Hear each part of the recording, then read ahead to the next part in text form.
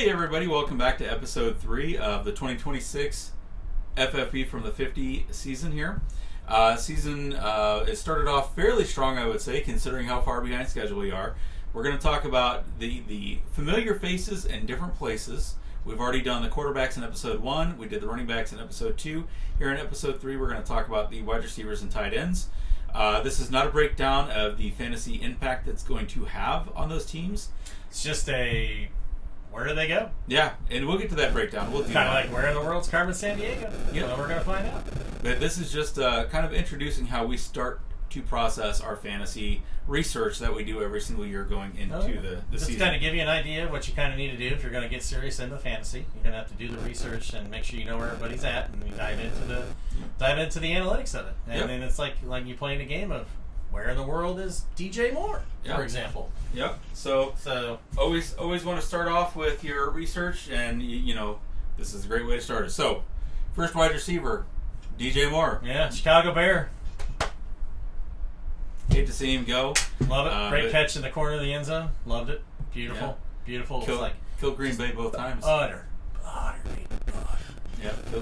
Goes to Buffalo. I'm excited to see what he can do there. So can you picture this? Bears Buffalo Super Bowl. The story kind of writes itself, doesn't it? It does. Yep. 46-3, right?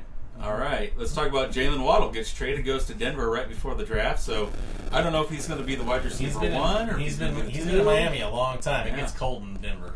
Yeah, it does get cold, and we'll see how he handles that. But you know, the thing is they've got a lot of weapons on that team, and there's a lot there, and they got a good quarterback too that doesn't put up with stuff from their coach. So, which is I think what you need. He's an old Parcell guy, so you got to talk back to those guys. Yeah. So I think they're in a good shape out in Denver. It'll be scary. All right, a couple wide receivers that have gone out to the Patriots. So first they go out and they grab Romeo Doubs, but then the trade that everybody expected, that shocked nobody. A.J. Brown goes from the Eagles over to the Patriots, and I can't. If you're Drake May right now, you should be just salivating, being like, I don't know how this just fell into my lap. So, yeah, gotta be excited. Yeah, that's about it on that one. And all right, Mr. Then you Faithful. got Mr. Reliable, my favorite fantasy player for years, Mike Evans, going to be a 49er. Yep. And I think he's still got some in the tank, and that's an explosive offense. I'm excited to see what he can do out there, too. But Mike Evans goes from the Buccaneers to the 49ers. Another Mike that we need to talk about, Michael Pittman. And man, this one's a sad day in Indianapolis. This guy was a great player in Indy, but you know what? He's a Pittsburgh native. And Michael Pittman Jr., he's coming to their town. He is. I do worry about his fantasy relevance. Obviously, we got a quarterback situation. The Steelers in the history of fantasy football has not been the greatest teams. So, but you do have Aaron Rodgers. I feel like you have the years where they have the Le'Veon Bells. They've got the Antonio Browns, but it's very rare that you get multiple, and they've already got DK there. But this is not a breakdown. It's just that one leaves me scratching my head. But but it leaves their offense pretty elite on the outsides. So it does, and I think when we get to that breakdown of how these moves impact teams, we'll have something to say about Freiermuth and opening things up underneath for him. So.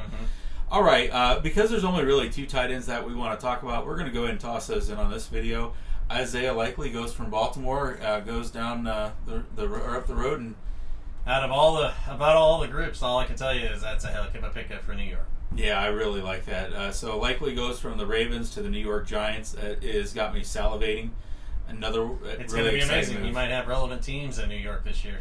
Yeah, for real. It's crazy. And then another, and the final one that we're going to talk about is David Njoku. Goes very solid tight end. Yeah, goes from Cleveland out to the Chargers. And that's another excellent pickup for the Chargers. Kind of heartbreaking for me because I really liked Gatson. I had him on my radar this year. I don't know that it's going to help Njoku as much as it's going to hurt Gatson. Right. But that's a different conversation for a different day. If we're just talking about a good pickup, it was a great pickup. It's a great pickup for him, especially if they run 2 tight end sets out there, and they've got the talent, and it's just putting it together. There's a lot of good teams this year, and I'm starting to get excited now. Yeah, so you can tell I'm ready to talk. So, alrighty, but that's what we got. Kind of the breakdown of the years and nows. All right. So Dave and I are going to put together our next series. This is only a 3-part series. Again, we're just trying to show you guys and gals how we start researching the season as we get into it. One of the first things that we do is go through and say, okay, what's changed? How's the landscape changed? a lot of these changes we keep track of throughout the off-season free agency, the trades, and things like that. So now you're getting that. Oh, I'm sorry. Well, and now we've talked about where the familiar faces have gone. Dave, we've got to do a video on the rookies because that's the other way that the landscape changes. And there's a lot of big names in the rookies this year that I think will have starting potential in a lot of teams. And that brings us back to the running back situation in Arizona. And so when we get to that. So, but yeah, and I'm getting excited. So it'll be a good fantasy year. But like I said, if you want to be good at fantasy, you got to do your research ahead of time. And then once you get to places that you know, then you start digging down and wait for mini camps to start. See who's hurt, see who's not. And then you got to move on from that. Then dig down your research in that. And then by the time fantasy football starts, you're ready to roll. So you know who you got to draft and who you got to take and who you got to start. You know what makes fantasy football so great is that you can have 100,000 different players that look at 100,000 different potential outcomes. Everybody can look at the same data and come to different conclusions. Mm-hmm. The important part is to have that data so that you can formulate an educated opinion. And it's a long-awaited tradition to use critical thinking. I know sometimes that's difficult this day and age, but critical thinking is a major part in understanding how things operate. So Dave and I will do a video series also talking about the fantasy relevant rookies this year. Mm-hmm. And again, it's going to be very much like this. We're going to break it down into these are where these guys landed. This is where they may up in the depth chart. And then again, still not a full breakdown because right now we're just starting to paint the picture of what the season could look like for these players. And like I said, we're going to try to keep these shorter, just so you can listen to them real easily. You can watch them real quick and move on to something else. But it kind of gives you your general insight, and hopefully you pick up something and use it, and you're able to make some good choices in your fantasy league. Yep. And if you ever do want one of those long form videos, we'll do those too. Those are usually our fantasy fireside chats. That would be more like a podcast, but that's not what we're doing here because we're just getting started. All right, everybody, come back for the next series. We've got actually several different series that we're putting together. Until then, see ya. Yeah.